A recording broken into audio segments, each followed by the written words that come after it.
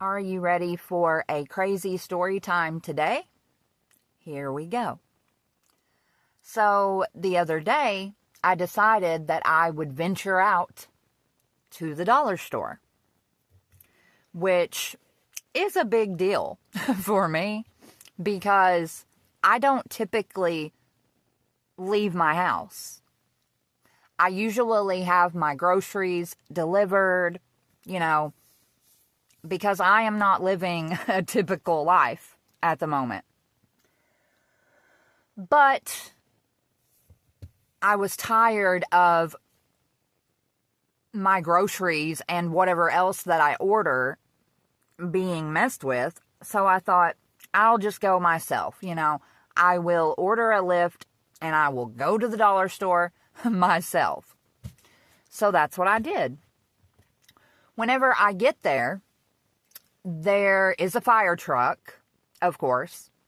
And, I did a video about that. All of its lights were blinking.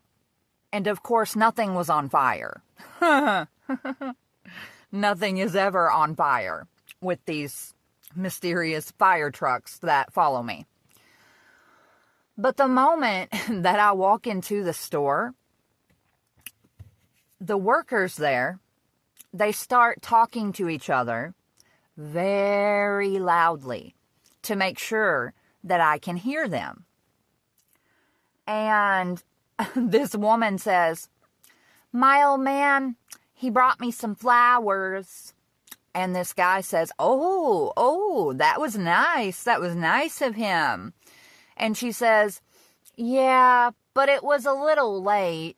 He should have given them to me earlier." And that guy says, "Better late than never." And she's like, "Yeah, I guess." And he says, "Yeah, 'cause we all need someone to lean on every once in a while." And he walks out the store. That was not a normal conversation. Not at all. That was what you call street theater. Even though it took place inside the dollar store, that was a staged conversation for me to hear.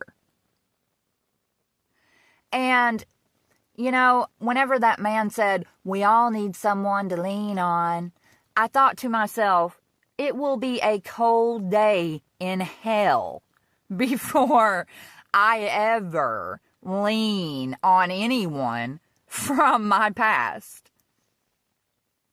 Because that's what that was.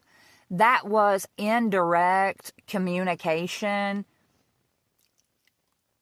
from someone from my past. I'm not going to dive into that any deeper because I don't want to give this person the time of day. I don't want to give them my energy. But I'm not stupid.